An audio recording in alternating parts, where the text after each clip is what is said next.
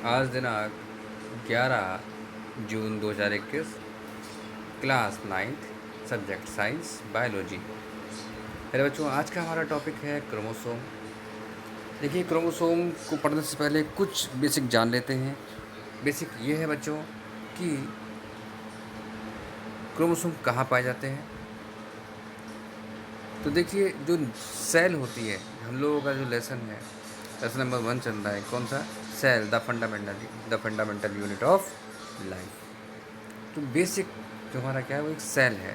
तो सेल के अंदर न्यूक्लियस होता है और उस न्यूक्लियस में क्रोमोसोम्स पाए जाते हैं।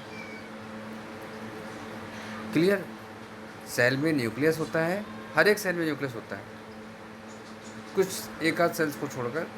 आरबीसी मैंने बताई दी आपको, मैमल्स की आरबीसी होती है, उनमें जो है न्यूक्लियस नहीं होता है। बाकी सारी सेल्स में क्या होता है? न्यूक्लियस होता है। तो उस न्यूक्लियस के अंदर क्रोमोसोम्स पाए जाते हैं।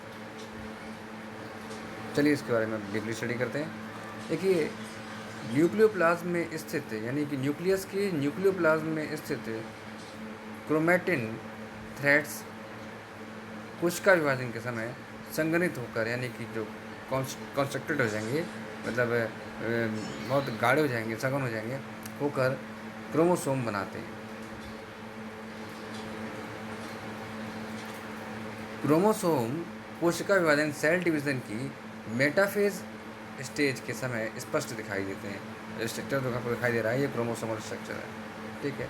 किसी भी जाति विशेष के लिए गुण, यानी क्रोमोसोम की जो संख्या है, आकृति निश्चित होती है। मैंने आपको बताया, कई बार बताया है कि हर एक का अपना क्रोमोसोमल नंबर है। एक खास बात और भी है कि क्रोमोसोमल नंबर वो होता है, वो कैसा होता है? वो सम संख्या में होगा, कभी भी विषम में नहीं होगा, हमेशा इवन होगा, ऑड कभी नहीं होगा।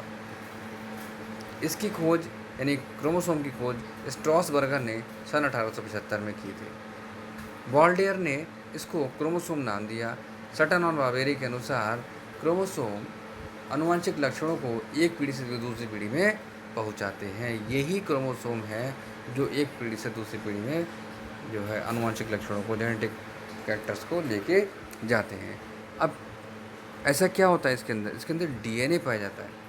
क्रोमोसोम किसके बने हुए हैं? डीएनए है। और डीएनए क्या है? जीन्स का समूह है। ठीक है, जीन्स हैं, बहुत सारे जीन्स इसमें इकट्ठे होते हैं। और जीन्स क्या है? न्यूक्लियोटाइड का एक क्रम है। तो इस प्रकार से बच्चों, जो गुणसूत्र है उसमें बहुत सारी सूचनाएं पाई जाती हैं। हमारे अंदर जो प्रत्येक सेल में 46 गुणसूत्र होते हैं। प्रत्येक सेल की बात कर रहा हूँ मैं। ठीक है, हर एक सेल में 46 गुणसूत्र हैं। तो जितनी कोशिकाएँ होंगी, ठीक है, उसका जीनोम उतना सारा होगा। ठीक है। तो अब गुणसूत्र यानी कि जो क्रोमोसोम है, उसके छड़ के आकार के रॉड शेप्ड होते हैं, धागे नुमा पतली कुंडलित संरचना होती है। इसकी लंबाई 0.5 म्यू से 30 म्यू तथा व्यास, ये म्यू है, ठीक है, माइक्रोन्स में, तथा व्यास 0.2 म्यू से 3 म्यू तक होता है। अब स्ट्रक्चर क्या है क्रोमोसोम का? देखिए, सबसे पहली जो संरचना होती है उसे बोलते हैं क्रोमोनेमेटा। तो जो क्रोमोनेमेटा है, प्रत्येक गुणसूत्र में दो समान लक्षणों वाले धागे नुमा संरचना होती हैं। इन्हें क्रोमैटिड कहते हैं। प्रत्येक क्रोमैटिड में अनेक बहुत पतले धागे के समान क्रोमोनिमेटा पाए जाते हैं। ये संगठित होकर क्रोमैटिड बनाते हैं। क्रोमोनेमेटा परस्पर पराकुंडलित होते हैं, एक दूसरे से मिले हुए होते हैं, फोल्डेड होते हैं। ये कुंडलित, यानी ये कुंडली पैरानीमिक या प्लेक्टोनीमिक प्रकार की होती है। अब बात आती है, दूसरा क्या है? मैट्रिक्स है। मैट्रिक्स यानी इसके अंदर के पाया जाने वाला पदार्थ। क्रोमोनिमेटा मैट्रिक्स में मिलते हैं। परा सूक्ष्मदर्शी यानी अल्ट्रा माइक्रोस्कोपिक, जो सूक्ष्मदर्शी है, माइक्रोस्कोप है, उससे देखने पर मैट्रिक्स दिखाई नहीं देता है। मैट्रिक्स एक आवरण से घिरा होता है जिसे पेलिकल कहते हैं। पेलिकल आपको यहाँ दिखाई दे रहा होगा, ये पेलिकल है, ये क्रोमोनिमा यानी क्रोमोनिमेटा है, और ये मैट्रिक्स है। ठीक है। अब बात होती है सेंट्रोमियर की। सेंट्रोमियर क्या है? यह बहुत ही महत्वपूर्ण भाग है। इसकी उपस्थिति से ही स्पिंडल बनते हैं। इसकी उपस्थिति से गुणसूत्र को एक निश्चित आकार मिलता है। यह स्थान गुणसूत्र का प्राथमिक संकीर्णन भी कहलाता है। अब यहाँ पे देखिए आप, प्राथमिक संकीर्णन कहाँ पे भैया? ये है प्राइमरी कंस्ट्रक्शन। ये है हमारा क्या? सेंट्रोमियर दिखाई दे रहा होगा आपको, ठीक है। गुणसूत्र पर गुणसूत्र बिंदु यानी कि सेंट्रोमियर अनुपस्थित होने पर गुणसूत्र यानी क्रोमोसोम कैसा होगा? एसेंट्रिक होगा। दो होने पर डाइसेंट्रिक होगा तथा बहुत सारे जो हमारे सेंट्रोमियर हैं तो कैसा होगा? पॉलीसेंट्रिक होगा। गुणसूत्र के मध्य में सेंट्रोमियर होने पर गुणसूत्र कैसा? मेटासेंट्रिक। सेंट्रोमियर के मध्य से कुछ दूर होने पर ये सब मेटासेंट्रिक होता है। मध्य से एक और होने पर ये एक्रोसेंट्रिक होता है तथा एक सिरे पर होने पर ये कैसा होता है? टीलोसेंट्रिक होता है। देखिए आपको सारी संरचना यानी कि गुणसूत्र कितने प्रकार के होते हैं सबके सब आपको यही मिल गए। कौन कौन से मिले? पहले एसेंट्रिक है, फिर डाइसेंट्रिक है, फिर पॉलीसेंट्रिक है, फिर मेटासेंट्रिक है, फिर सब मेटासेंट्रिक है, फिर एक्रोसेंट्रिक है और लास्ट में है टीलोसेंट्रिक। सब क्लियर हो गया आपको। आप इसको दोबारा से पढ़ सकते, आप देख सकते हैं। अब बात आती है क्रोमोमियर की। क्रोमोमियर यानी या जिसको हम जीन्स कहते हैं। गुणसूत्र पर उभरे हुए माला के दाने जैसी संरचना को क्रोमोमियर कहते हैं। बेलिंग के अनुसार ये जीन्स या जीन्स के समूह हैं, परंतु आधुनिक वैज्ञानिक इससे सहमत नहीं है। सबके अपने अपने तर्क है, लेकिन कुछ लोग क्या कहते हैं ये जीन्स हैं, ये माला के जो दाने हैं इनको हम जीन्स कहते हैं। इनमें सूचना निहित होती है और जीन्स किसके? गुणसूत्र के जो डीएनए के बने होते हैं। अब बात करते हैं सेकेंडरी कंस्ट्रक्शन की यानी द्वितीयक संकीर्णन की। देखिए यहाँ पे आपको दिखाई दे रहा है सेकेंडरी कंस्ट्रक्शन। ये कभी कभी कुछ गुणसूत्रों में ऐसा होता है कि ये सेकेंडरी कंस्ट्रक्शन भी होता है। तो गुणसूत्र पर कुछ गुणसूत्रों में क्रोमोसोम गुणसूत्र बिंदु यानी कि सेंट्रोमियर के अतिरिक्त सेकेंडरी कंस्ट्रक्शन भी मिलता है। और ऐसे जो गुणसूत्र होते हैं इनको हम लोग सेट क्रोमोसोम कहते हैं, उसका हम डिटेल्स बताएंगे आगे। टीलोमियर, नेक्स्ट पॉइंट है हमारा टीलोमियर।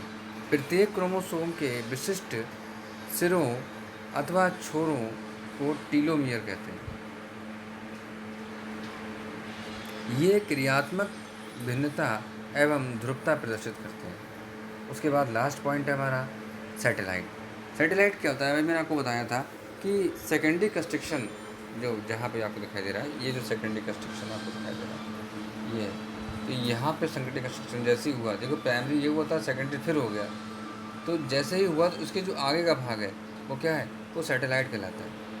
इस प्रकार के गुणसूत्र को यानी ये पूरा जो कंप्लीट गुणसूत्र है इसको हम लोग सेट क्रोमोसोम कहते हैं। SAT सेट यानी कि सैटेलाइट क्रोमोसोम कहते हैं। तो सेट क्रोमोसोम इसको शॉर्ट में बोला जाता है। अब बात करते हैं बच्चों कि गुणसूत्र के कार्य क्या क्या हैं। देखिए सबसे पहली बात है कि गुणसूत्र के कार्य, प्रमुख कार्य निम्नलिखित हैं। तो पहला बिंदु हम देखते हैं, गुणसूत्र पर स्थित जीन्स DNA से बने होते हैं, मैंने आपको बताया अभी, और DNA आनुवांशिक होता है, अतः जीन्स वंशागति का भौतिक आधार कहलाते हैं। यानी कि एक पीढ़ी से दूसरी पीढ़ी में जो आनुवांशिक लक्षणों को लेके जाना, ठीक है, ये बेस है, यही लेके जाते हैं। और दूसरा है गुणसूत्र जीवों की विभिन्न रासायनिक एवं उपापचयी क्रियाओं का नियमन तथा नियंत्रण करते हैं। ये क्रोमोसोम के ऊपर डिपेंड करता है। उसके बाद है तीसरा, गुणसूत्रों की संरचना एवं संख्या में परिवर्तन से जीवों में विभिन्नता उत्पन्न हो जाती है और विभिन्नताएं जैव विकास का आधार होती हैं। यही गुणसूत्र जो होते हैं ना, इनमें चेंजेस होते हैं। जैसे कि अभी आपने कभी सुना होगा कि चिंपैंजी का जो गुणसूत्र है वो 48 है, 48 और मनुष्य का 46 है। और मनुष्य को चिंपैंजी का सबसे नज़दीक का जो है उद्भव का ओरिजिन का नज़दीक